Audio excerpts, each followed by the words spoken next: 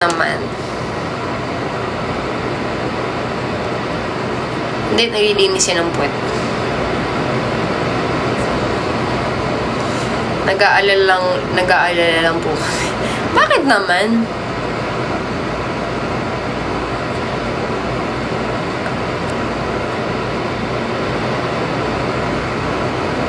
Huwag ka kasi makinig sa basher. Hindi naman ako nakikinig.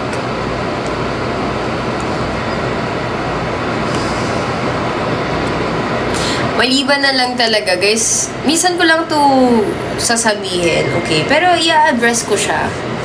Yung mga troll na paulit-ulit na nagko-comment at nandadamay ng mga tao na walang kinalaman sa buhay ko, te. Te, mahiya naman kayo, te. Diyos ko po.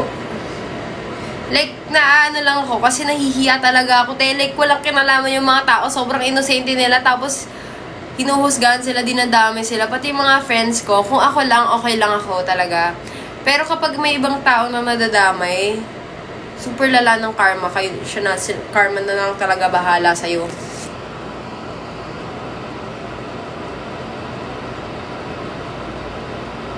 What would you advise a relationship that is still in the phase or process of being matured together?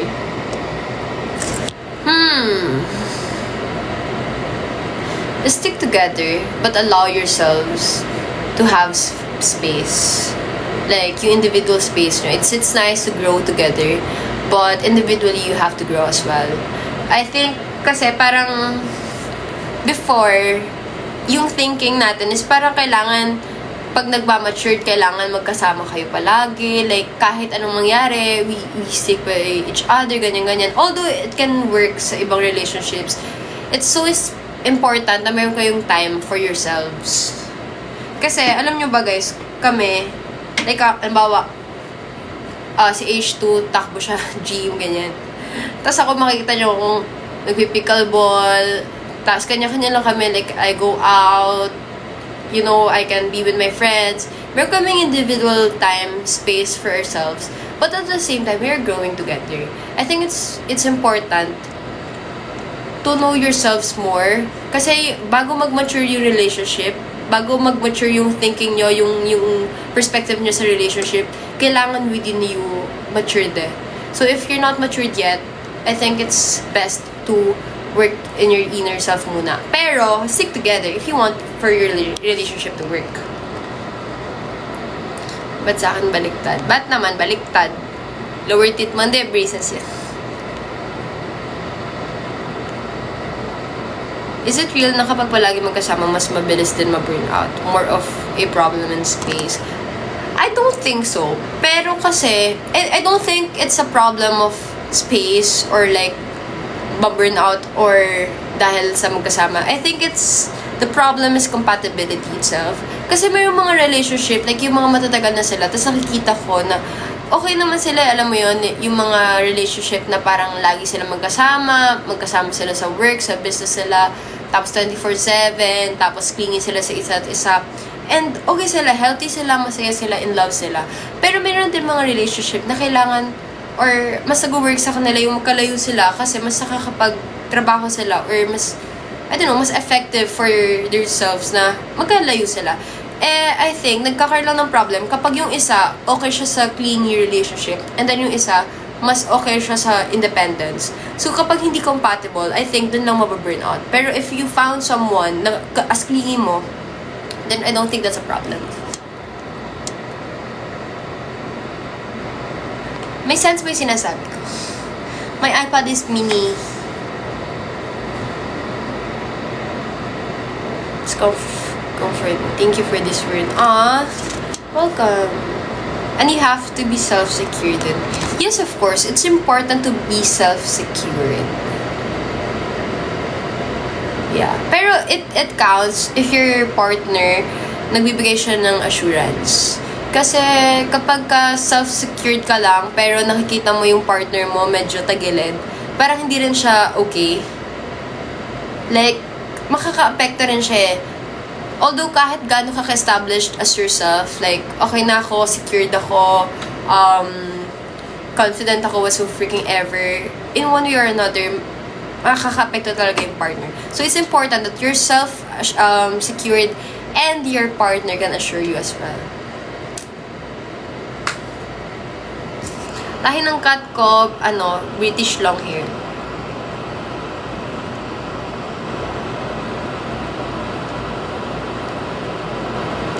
Thoughts about bullying issue circulating. Wala akong masyadong alam sa issue na to. Sorry. Yes, I thought ako lang ganyan mag-step because I've been wronged when I voiced it out sa partner ko. Alin?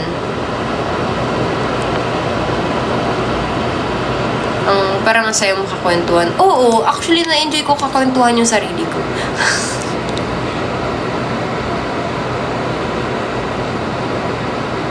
Ate, what do you feel if my friend ka na guy na-confess na hindi lang raw friend tingin niya sa'yo?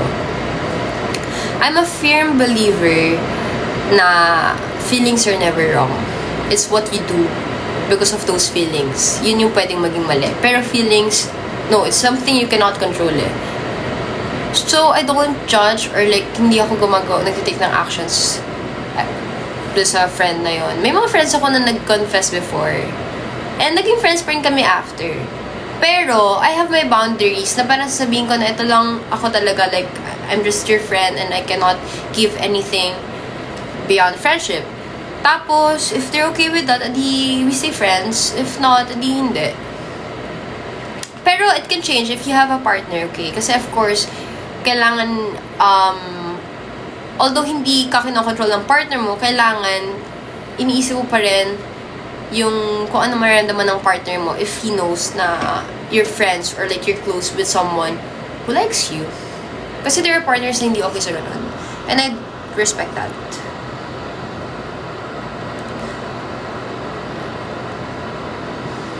Mas focus ako sa playlist. Kaya nga eh. Okay lang ba na tinago yung nararamdaman kahit na masakit na? I think there's a thin line where it can be healthy. And, self-sabotage. Kasi hindi naman lahat ng nararamdaman natin pwede nating sabihin, pwede nating, ilabas. Like, let's be real, let's be mature. Hindi lahat ng nararamdaman mo kailangan mong i-voice out agad-agad. So, there are times na pwede kang magtago ng nararamdaman, but not tago na ang reason mo is para lang hindi sila masaktan. Pero, itatago mo siya kasi kailangan mo pa ng ample amount of time para pag-isipan if tama ba yung naramdaman mo, if lahat ba ng pinaniniwalaan mong facts kaya mo naramdaman yun ay totoo talaga, or baka naman may miscommunication lang, or may mga situations na hindi ka aware pa na nag-result doon. Kasi, minsan, alam mo yun yung pag halimbawa, nagalit ako, tapos wala, galit na ako sa taong to. Tapos hindi ko alam na may reason pala kung bakit gano'n, na mali pala yung assumptions ko kaya ako nagalit. For that, kaya ko pa itago yung nararamdaman ko. Kaya hindi ako nagre-release agad ng anger ko. Pero, if palagi ka nagtatago ng galit mo, it's not healthy. Kasi I believe na lahat ng feelings mo, lahat ng problems mo, kailangan tinatapos mo. Like, you close each chapter talaga. There was a time when I was in college, it was my deepest or darkest moments. And the reason is because I did not acknowledge, I did not finish my problems. Like, di ko siya na process everything. So, lahat ng tinatago ko, bro, nakatago lang pala talaga siya. Like, akala mo okay ka na. Pero the thing is, like, okay ka na on the outside kasi natago mo lang. Pero it's within you, it's in your body. So, it's not healthy.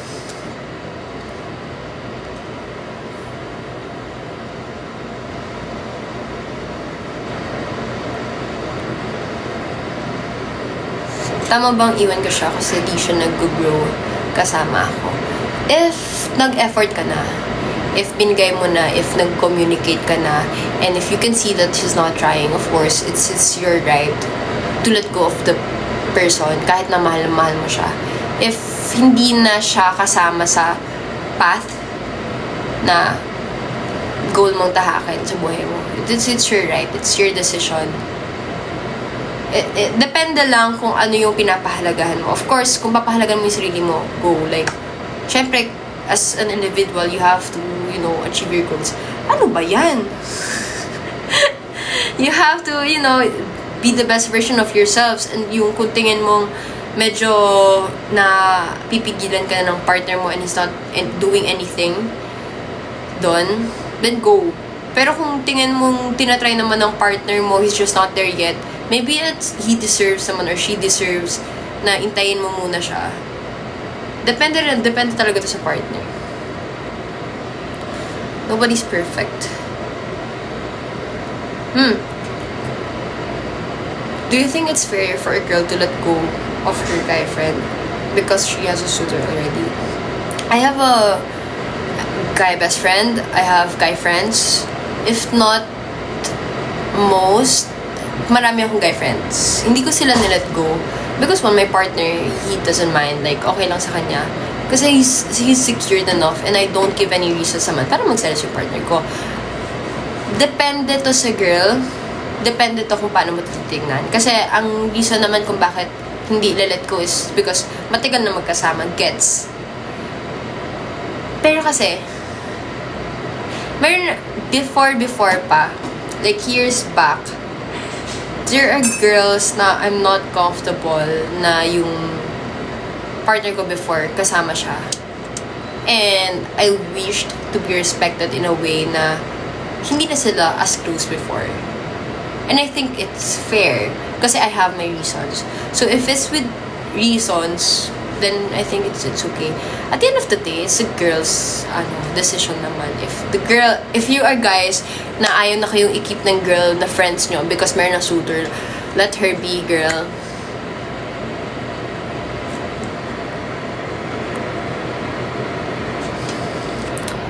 Wait lang, mag-charge.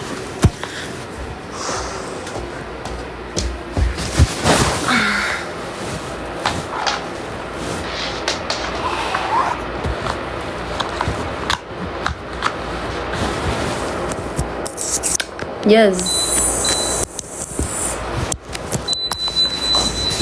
Wala akong... Wait lang, kunin ko na yung tripod ko.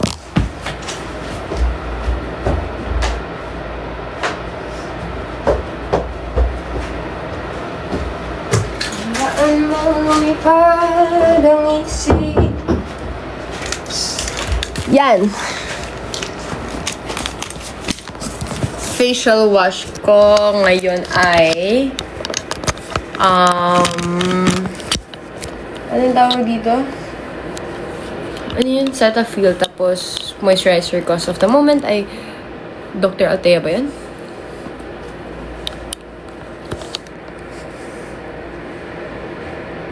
I'm not studying anymore.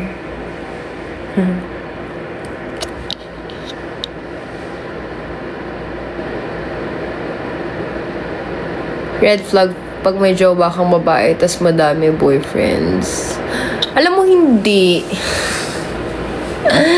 Hindi talaga, be. Like, it's normal and it's okay for like guys to have girlfriends and girls to have guy friends. But it is important that they respect boundaries. Kasi ako, I respect boundaries. That's why it's okay. Wait lang. Hinayos ko lang, ha? Okay. Like, it's okay. If your partner is comfortable with that, that's not a problem.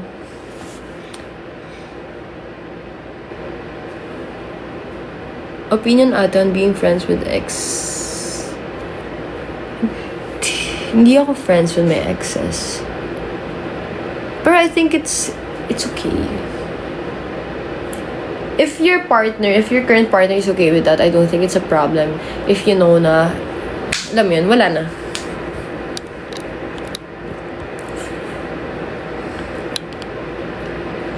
Fall out of love, do you think it exists or sa mind lang ng person? Oh, this is a nice question. Ang task ko kasi. Wait lang. Yan. Okay, so kasi there's a saying, pag-isipan nga natin to, there's a saying na, wait lang, controversial siya. So, sasabihin ko ba? May fall out of love pa talaga. Hindi ko alam eh. Actually, discussion niya, I don't have a an answer for this one. I've never experienced that. Pero kayo ba? What do you think?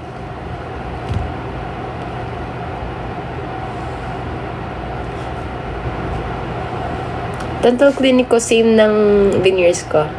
Sa Smile Avenue.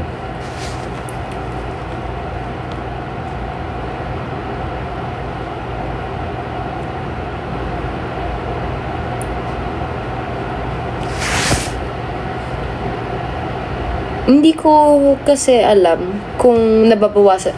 Hindi, never ko pa kasi siya na-experience. Never ko na-experience ma-fall out of love while being in a relationship. Never ko na-experience na mas nababawasan yung pagmamahal. So, I can't answer for this one. Ew. Paano mo naging friends si Gian from Cup of Joe? Friend niya kasi si Leo. Si Leo, best friend ko. Si Leo, friend ni Gian. So, nag-meet kami ni Gian. Tapos, ayun.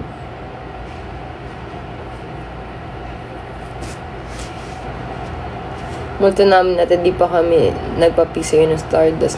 Kayo kasi, hindi niyo ako pinansin. Joke lang.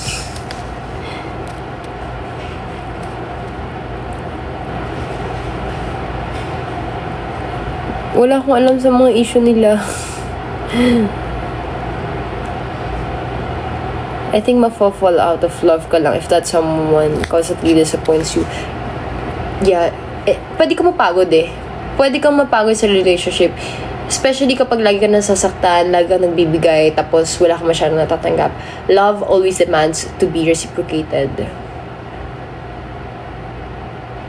Although we all say na love is unconditional, that it doesn't you don't have to love him back, or like you don't need to receive the love back. It always demands to be reciprocated para tumagal. Pero fall out of love, not entirely siguro nababawasan, pero not entirely. All comes through a choice, yeah. Hindi ma-fall out of love is genuine love yun. Maybe akala nila nawawala kasi may problem yun lang. Actually, that can be true. That can be true. Kasi minsan, although tayo yung may pinakaalam ng emotions natin, sometimes we don't have any clue rin kung ano nararamdaman natin. So probably you think you don't love him anymore. Kaya 'di ba siguro may mga cheaters, I don't know, I can't speak for them, but may mga cheaters na cheat sila, pero magsisisi sila. Tapos dun pa lang sila magbabago kapag nag-cheat na sila, kapag nasaktan na nila yung partner nila. Because they look for something na hindi mabigay ng partner nila. Pero at the end of the day, babalik sila dun sa partner nila, pinag-cheatan nila, kasi mas love daw nila.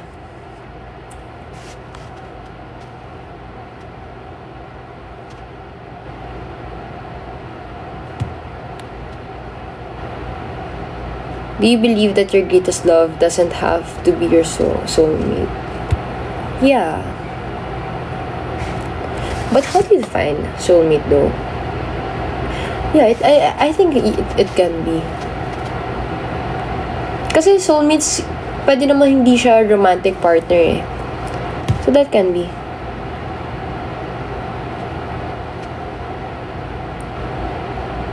Sino bang may mali? Yung nagkulang or yung di na kontento? It always depends sa situation. We can't answer this question with that question alone. We need a true situation.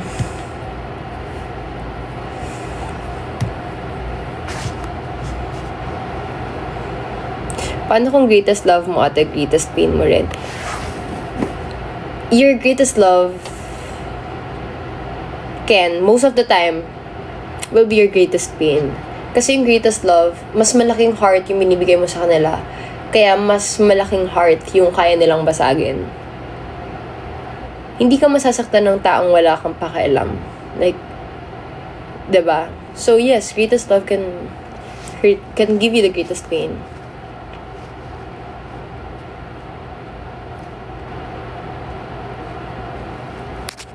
Oh my gosh, nabasa ko to. I forgot lang. Yung if a fish falls in love with a bird, where will they live?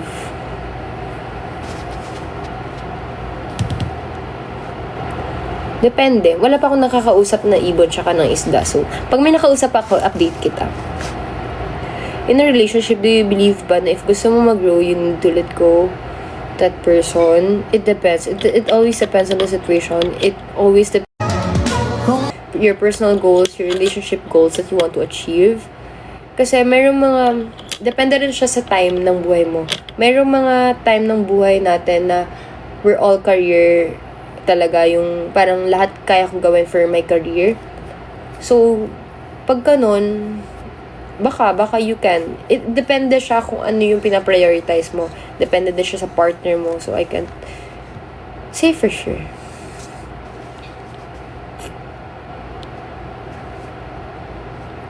Deserve ba bigyan ng second chance ang nakapag-cheat na ate? Deserve nila, pero kayo bahala. Ako, hindi ako magbibigay ng chance. Bahala kayo doon. Everybody deserves a second chance.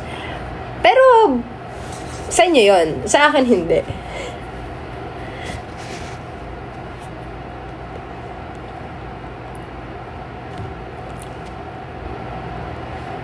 Ano na po naging ex mo? Parang dahil mo nang pinagdaan. Hindi naman, you don't have to experience everything para makaalam ka ng mga things. I love talking to people. I love learning from people. They came with different stories, different experiences, different learnings. Kaya, yeah. And nag-observe din ako.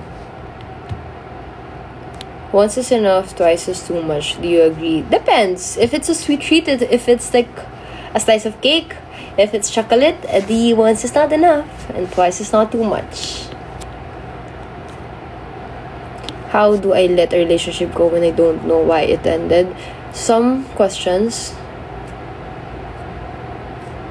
doesn't need answers. Some endings doesn't need a period. You know, it just ends. And it can be hard, but it's something that you have to accept lang. We can't spend our time chasing and chasing and chasing after something we know we can't have.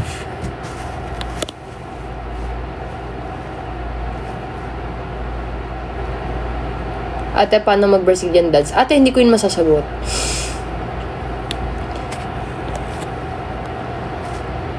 What is your love language? All of them. I'm high maintenance. I am...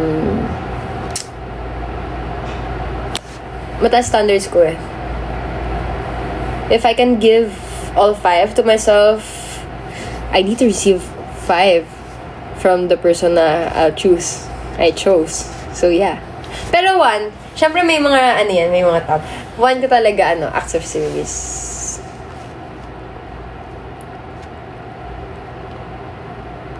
Tama, chasing and chasing is not, ayun, nakatulog.